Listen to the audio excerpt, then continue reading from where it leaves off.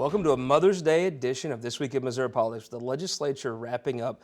There was one person I wanted to ask to come on, former Lieutenant Governor Peter Kinder. Welcome to This Week in Missouri Politics, sir. Thanks for having me again. So you've got some time to be out of office and collect your thoughts and probably enjoy the spring for the first time in a long time, I guess. But I wanted to have you on because this is probably the biggest year for the Republican Party. And it's a party that is something that you have your signature all over. I wanted to ask you what your thoughts are on the legislative session as it comes to a close. Well, to begin with, when I started in the legislature after the '92 election in the Senate, I never thought that we would get to a point where Republicans not only had the kind of majorities that Democrats had on us the whole time I was growing up, but also, and I did believe we could get a majority. I just didn't. You were one of the few at the time, though, that is. I didn't imagine that they'd ever be this large, and that we'd have all three, that we'd have all the statewide offices save one, the auditor's office. And it's really an extraordinary turn of events after an extraordinary near tornado of an election in November. And the legislature has notched, and Governor Greitens have notched some signal successes in this session. Had they done nothing but right to work, that would have made it an historic session. You know, right to work is it's a fashionable thing for Republicans to be for now. There was a time when that was not the case. I mean, you and I are from Southeast Missouri. We probably could tell the Trump wave was coming, but did you think it would be big enough to create the huge tsunami of Republicans, not just in Missouri, but nationwide? It was really something, and really something in this state at 19 points margin for Trump. And I have not looked at the county by county numbers, but it's astonishing. When you look at them, and you and I are from Southeast Missouri, and I know 3 counties that were Democrat counties in Southeast Missouri for the ages, went 90% for Trump, 90%, we've never seen numbers like that. Iron County, Reynolds County, and Washington County, Democrat counties, 90-10. Now, let me ask you this, though. When you were sitting in Cape Girardeau and you see right to work does pass, that is something you passionately advocated for. When you see some of the tort reform stuff, what goes through your mind? Does some of those days when you were in the minority go through your mind when you couldn't hardly get anything done? A little bit, yeah. And then when we did get the majority, and I was president pro tem between '01 and '05, we had a Democratic governor, Bob Holden, a good friend of mine, but he vetoed those, or he vetoed the tort reform and much else. And some occasionally we could override, but other times we couldn't because we weren't in the kind of numbers they have today. It is a sea change, and the legislature and Governor Greitens need to continue pressing to take the greatest advantage of it. Let me ask you about a person that came out of that Republican tidal wave, Josh Hawley, the Attorney General. You signed a letter with some other very prominent Missourians encouraging him to run for U.S. Senate. Some folks thought you might consider running for that seat. Why did you do that? I've been encouraged to make that race. After you've run in successive elections every 4 years, 4 times statewide, the thought of doing it again when it's a year and a half to 2 years out of your life is a little wearying. Long drive from St. Joseph to Crothersville. I have, in the time I've been out, I've lost close to 10 pounds. I think my blood pressure is better and life is good. And so we have this fine talent in, maybe a once-in-a-generation talent in Josh Hawley, who led the ticket primary and general and ran ahead of President Trump at 59% in his first at-bat in November with the general election. And so he appeared to me clearly a proven winner and the logical candidate. So let's talk about the governor. You ran for governor. You know what Eric Greitens is like in a campaign. What have you thought of the job he's done as governor? I met with him in the middle of April. I've talked to him a couple of other times since he was sworn in January. I've told him I think he's off to a good start. Like everyone new to a job, especially one as high profile and a tightrope act like that, there are some steps that he probably wishes he had to do over again, but those come with the territory. We're seeing that in the White House with a president for whom I have great high hopes. And so I told Governor Greitens in April that I thought he was off to a great start and just needs to I gave him the advice I received when we became the Senate majority in January of 2001, and John Ashcroft called me with his congratulations from Washington, D.C., and said, my advice to you is underpromise and overperform. Let me ask you about your replacement, Lieutenant Governor now, Mike Parson. What do you think of the job he's doing? Mike Parson is well qualified and has just glided right into that office. I understand he's presiding a lot and doing a great job at it.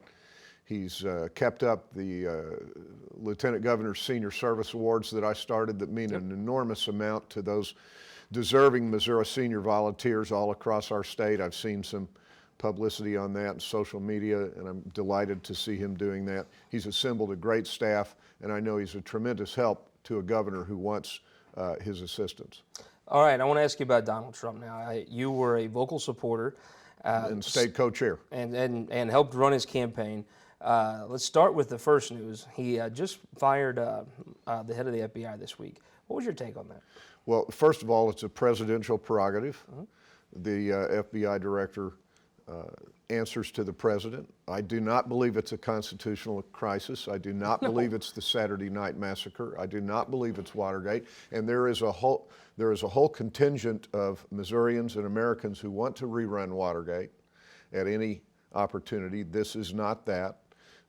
As you and I speak, acting director of the FBI, McCabe, has just testified on Capitol Hill that the investigation goes on, that no one has attempted to impede it. By the way, if Comey, now out of office, wanted to throw sand in Trump's gears, he sure could do it now. He could leak or have leaked any information he has, and he could cause a world of hurt to the president. The president will get a good director in there, could be maybe a federal judge, somebody of unimpeachable integrity like a Michael Mukasey or a Louis Freeh, and we'll be back on course with the FBI. I do think Mr. Comey had to go. People that have followed you know you work closely with the legendary Southeast Missourian Gary Rust. You have a little background in media. I think because the media really never gave him a fair shake when they tried to say constitutional crisis, even when I understand there could be some alarm. I get the line of argument that some folks make about this firing. Do you think because they never really gave him a fair shake, the American people just aren't interested in giving them a fair shake on this? I definitely think that's a big part of it, Scott. I also think that I wish the White House had handled it slightly differently and maybe given Director Comey a heads up, perhaps called him in. But that's water under the bridge, and to be fair, that is how he did it on The Apprentice, right? Right over across the desk. I mean, let me ask, overall, though, what do you think? I mean, I get the sense, I see people touting these polls, the same polls that said that Trump would lose. Back home, I see the support for Trump. I don't know that it's dipped at all back home. You're not going to dislodge these Trump supporters back right here. And the antipathy, the antagonism of the national news media to him confirms them in their judgment. They're going to stand by this. That, by the way, to me, has serious implications for the 1998 Senate race here in Missouri next year. On my drive here this morning, I heard a Claire McCaskill radio ad. Actually, it was not her campaign committee, but it's whatever Chuck Schumer has out there campaigning for her and talking about how she works so well with Republicans and Democrats. I don't think that message is going to save her because Missourians are going to be ready to correct a mistake. She's a very talented politician. Next year. She's adroit. She was able to brilliantly pick her own opponent last time, and I don't think she can do that again. If the waters stay turbulent for Donald Trump, what kind of year do you think it is for Republicans in 2018? Nobody would probably know better than you. Decent. I think it'll be fine in Missouri. Also, with a real shot we have to take back the auditor's office. The only one we don't currently have, and I think we will elect a Republican U.S. Senator from Missouri and hold big majorities in the legislature, and more than that you can't ask for right now. What's next for Peter Kinder? I'm doing a little small consulting gigs that are paying the bills, and we'll see. I may have an announcement a month or two down the road. The folks I'm waiting on are operating on their own timetable and not mine. Well, all the folks that watch this week in Missouri Politics will be looking forward to that announcement. Good to have you on, sir. Thanks, you my very friend. much. We'll be right back with our Opinion Maker panel. Jeff Mazur returns after this.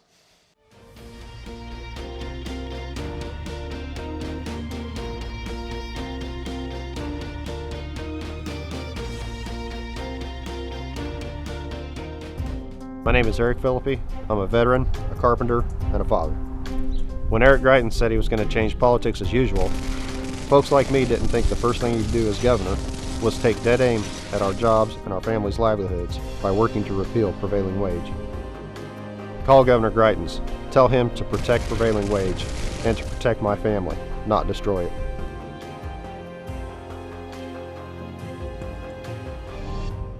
All across Missouri, our new car and truck dealers are building strong local economies. When you buy a car or truck in Missouri, you're helping to support over 20,000 Missouri families who rely on the auto industry for good-paying local jobs. You're also helping fund our communities, schools, first responders, and our roads because dealers generate millions of dollars in tax revenue. Missouri's automobile dealers have been the foundation of our communities for generations and for generations to come.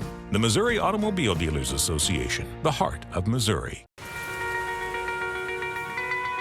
Nobody likes power outages, including us.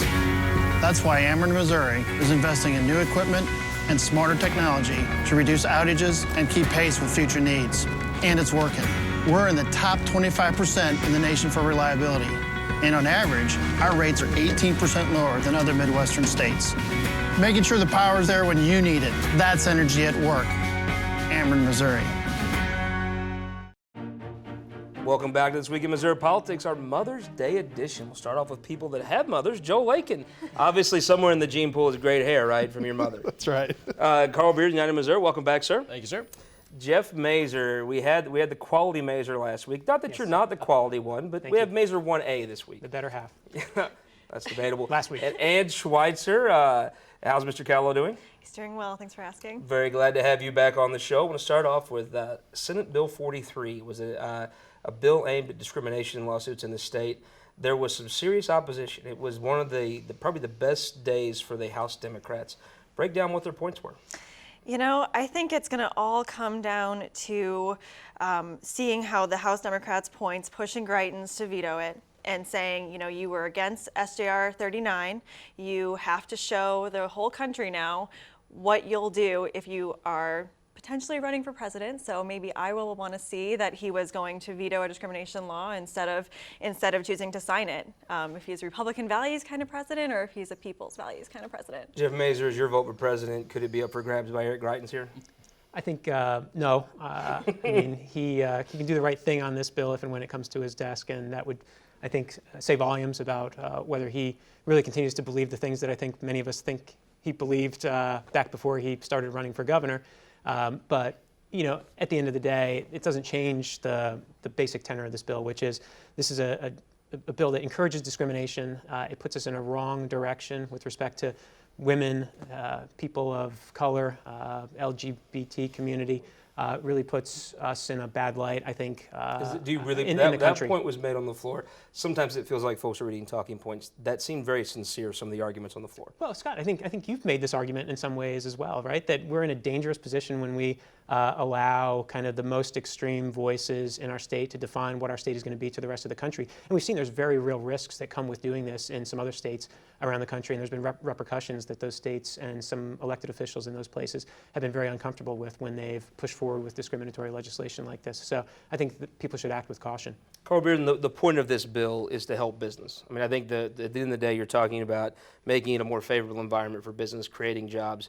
However, this is an interesting thing. I mean, I think if it was Peter Kinder, who we had on earlier, Catherine Hanaway is the Republican governor, you know they're going to sign it. Do you think the governor signs this? I think he does because, look, so now you can't just think you've been discriminated. Now you have to prove you've been discriminated against. Now we're in line with the federal discrimination rules and laws. So we have not moved away from anything. We've actually, now you have to prove it. I don't think that we've done anything to make discrimination any easier. I think now you have to prove it. Governing is hard, especially when you're a Republican Party that kind of talks against government and wants a smaller government. Sometimes Republicans are for local control, sometimes they're not. Sometimes Washington, D.C. does things poorly. In this case, they're trying to be more like Washington, D.C. It gets a little bit tough sometimes when you have to be the party that has all the levers of power. Yeah, and it's a lot harder when you catch the car. Exactly. Joe Lakin, there were some Democrats telling me they don't have 82 votes on this. There was even a rumor that the governor was wanting to leverage this for another piece of legislation in the Senate. I think we saw pretty clearly Monday the governor's barbecue is going on. The speaker holds the House in, gets 98 votes, Probably the opposition even helped him a little bit. But I think we saw with a pretty clear hand who runs the House. Yeah, I think the outcry on this, I think, is a little overstated. The legislature has worked on this in similar language for a number of years. Jay Nixon obviously took a hard stance against it, but Speaker Richardson delivered the votes more than overwhelmingly this week, and I think it was a big win for him and the conservative reform agenda this year. I do think it was a little tough to get the votes. So this is the second time that the speakers had to probably go work some members to bring in a pretty big piece of legislation.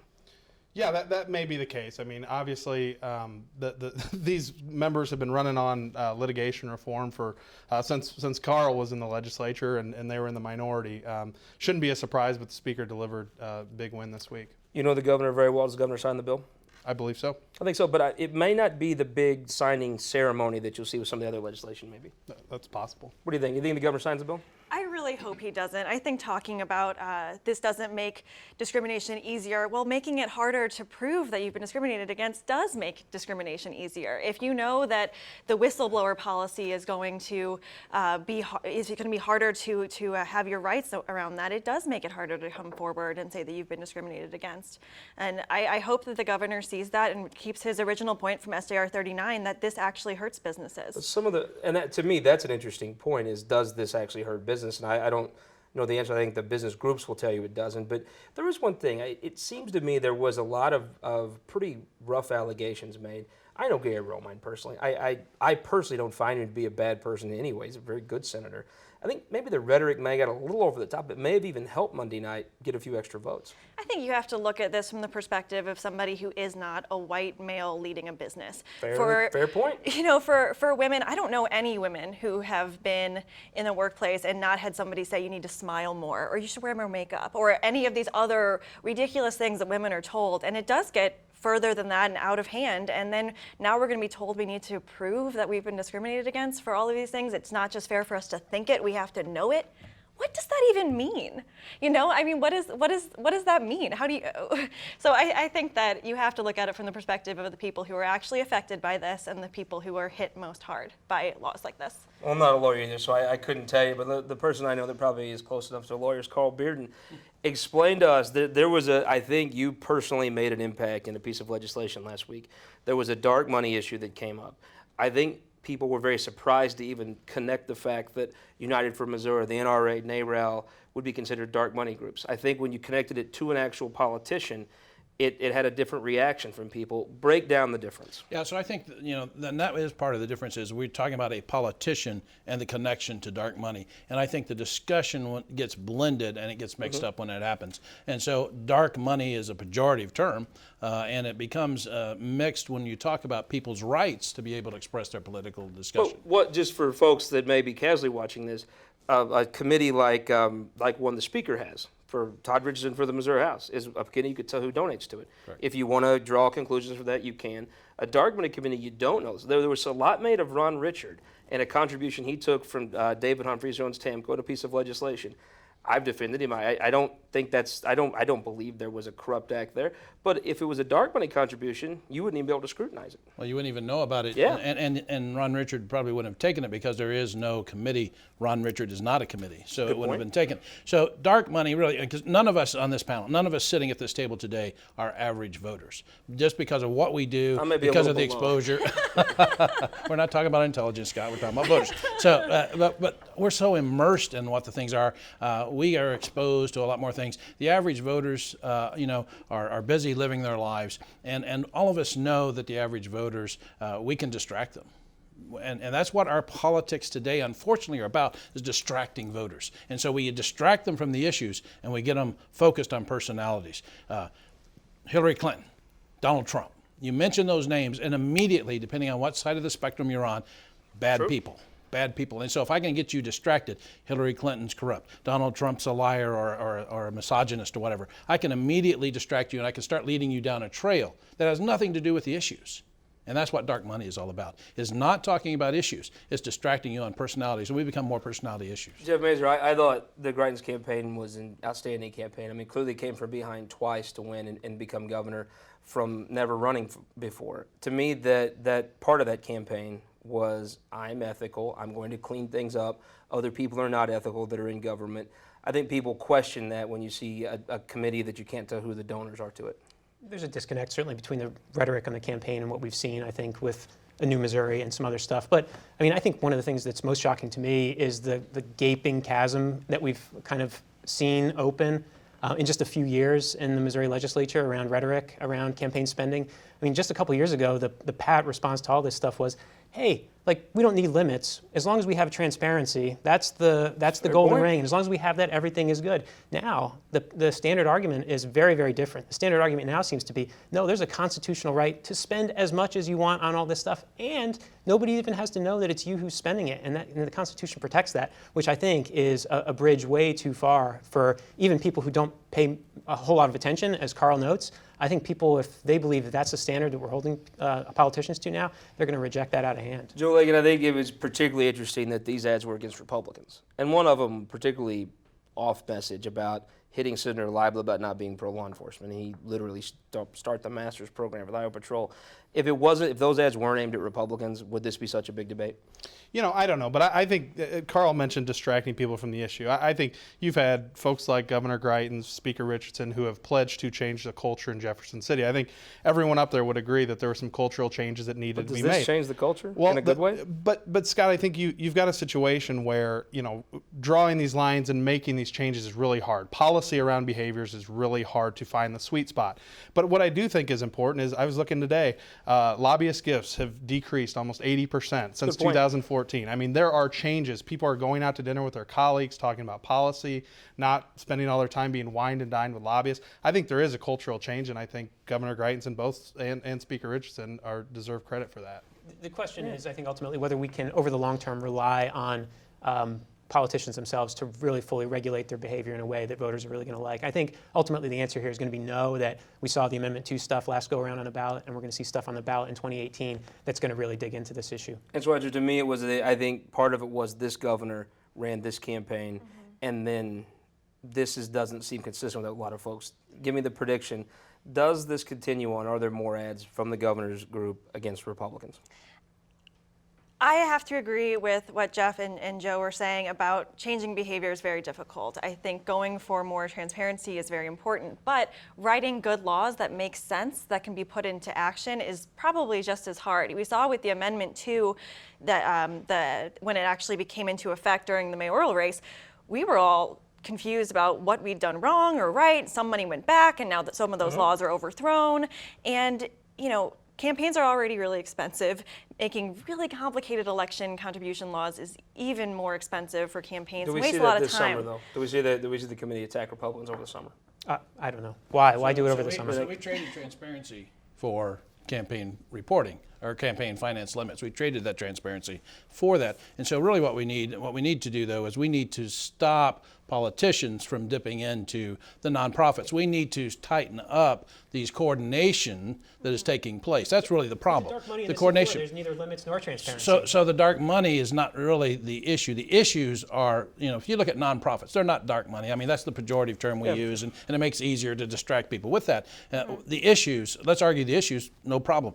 But the problem is when we have the coordination that's taking place between New Missouri and Governor Greitens. I mean, I don't know of anybody on any side. Certainly none of us many of us have taken New Missouri to task for what they've done. Let's separate that coordination, because I think there's far too much coordination on each appearance of coordination. The governor denies it, great. Let's draw that line. Let's make that line a lot brighter. Let's make there more penalties. I mean, should the governor's former campaign manager be able to step out of that role into the role that he's in today, for example, without any revolving door time? I mean, those are sorts of things I think they ought to be looking at and closing that. And I think those are some of the solutions we ought to be talking about. Is that the compromise here? I mean, I don't think folks talked about this in a substantive way until the last few months. Is it making brighter lines, and can the legislature make that happen? Oh, look, I don't know if there will be changes. I think we have to wait for Amendment 2 fallout to complete itself before any of these things settle out. Let's talk about one thing that is starting to settle out. That's prescription drug monitoring. Interesting situation. The Senate watered the bill down significantly. House is having to decide, even as we tape this, how they go about it. Do you think if there is no PDMP, that issue is dead? Does it come back? If they just pass the watered down bill, is it over? It can't be dead. Voters care about this issue. They don't care about legislative theatrics around it. They don't care about process. They don't care about all this stuff. They don't care about poison pills that come in the form of amendments. They care about poison pills that are killing people in gas station bathrooms and all of that. And so I think all of the machinations in Jefferson City aside, legislature needs to get something done on this, needs to do something that's powerful, and I think voters are going to hold them to that. You've hinted maybe this isn't over either way. Well, I think that it's still up in the air whether it gets done. I think there's nobody happy about this particular version. Personally, I don't think there's any evidence that a PDMP works in the other 49 states that it's in. And so you have the Missouri Medical Association against this version. I think they're a pretty powerful force in the argument. If I'm the legislature and I've worked umpteen years trying to get it passed, I'd take my 3/4 of a loaf and swallow it and pass it. I hope they don't do that from my personal perspective, but I think by 6 p.m. tomorrow night, maybe it's the last thing that actually moves out. Yeah. It could be. Joe Lakin, it's Mother's Day. I want to thank all of our mothers that are watching. Who won the week? I think Governor Greitens, Speaker Richardson promised conservative reforms this session. I think there's a lot of infighting that people are focused on, but at the end of the day, they moved significant reforms in labor, litigation, regulatory, and passed a great balanced budget that fully funded the schools. You're a former legislator yourself. Who won this week? I think Speaker Richardson, if you looked at his deft handling of getting things done without using a heavy hand, I think he won. That is true. Who won the week? Jeff Mazur? My sources tell me that Eagle Ed Martin is on the short list for new FBI director, and so he has to have won the week there. But really, I think maybe, depending how this shakes out, maybe Ryan Silvey, if the Real ID thing winds up getting done, then he will have won the week. And Schweitzer, who won the week? I'm going to say Nicole Galloway because she started getting fundraisers going in St. Louis, and I'm excited to see maybe what she's looking for next. I'm going to say another person is Cora Faith Walker because she's been working really hard on the opioid crisis and bringing attention to it. So I think that regardless of whether PDMP passes, I think we all owe a debt of gratitude to Cora Faith Walker for her work. I'm going to say State Treasurer Eric Schmidt. He started the Moable program. That's something he ran on. He's been pulling together from the beginning. I think he got that finally launched and off this week to a pretty big bang. And I think we all want to raise a glass to our mothers. Happy Mother's Day to all of our mothers and all of you watching. Thank you very much. And we'll see you next week on This Week in Missouri Politics.